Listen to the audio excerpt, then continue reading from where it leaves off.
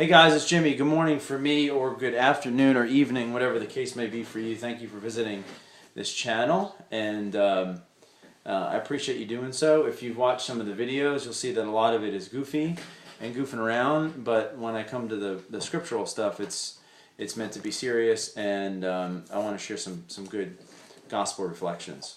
This morning I read John in John 20, and I think this is fascinating, and I hope you stick with me here. There's two disciples that go to the tomb. The section in my ESV is simply called the resurrection. And they run. One outruns. Peter is outrun by this other disciple. And I'm struck in this passage by a must, M-U-S-T, a must statement. Peter and he get into the tomb. He saw the linen cloths lying there, and the face cloth which had been on Jesus' head, not lying with the linen cloths, but folded up in a place by itself.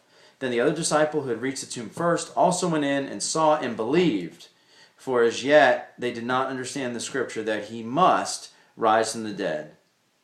Then the disciples went back to their homes. What an interesting passage. The must word there is a big one. Must, small word, big reason. Jesus must rise from the dead to fulfill Scripture. That was his mission. That was the complete essence of why he lived and worked and interacted with others and died. That was his must. I don't know what your must is. You might have a number of musts. Or maybe from an early age you felt a must. I must do this. I must go to law school or medical school. Maybe that's a calling. Maybe it's imposed from outside. I don't know. I'm thinking about a teenager. Since I have a lot of teenage friends, I'm thinking about a teenager and the mom saying, "You must make your bed today."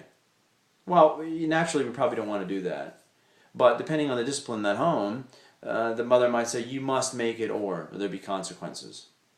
For me, us having a little baby, I must take care of her. I must help my wife. Those are musts that I don't need to be charged with, that I know them naturally, because that baby can't survive on her own. That to me is the hugest must. You know, Jesus knew that he must fulfill this.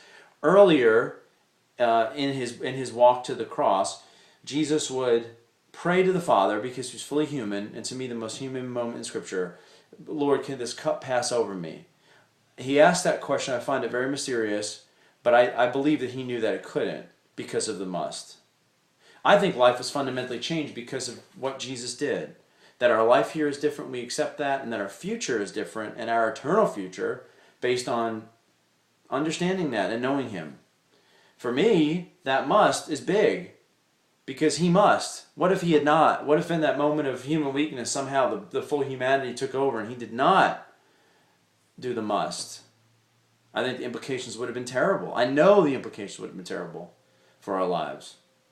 John 20, after the resurrection, is a really interesting spot to look at in Scripture.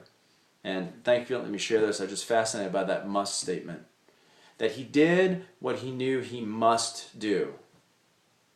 And boy, am I grateful that Jesus Christ did do what he must do. Thanks so much. God bless you. Bye.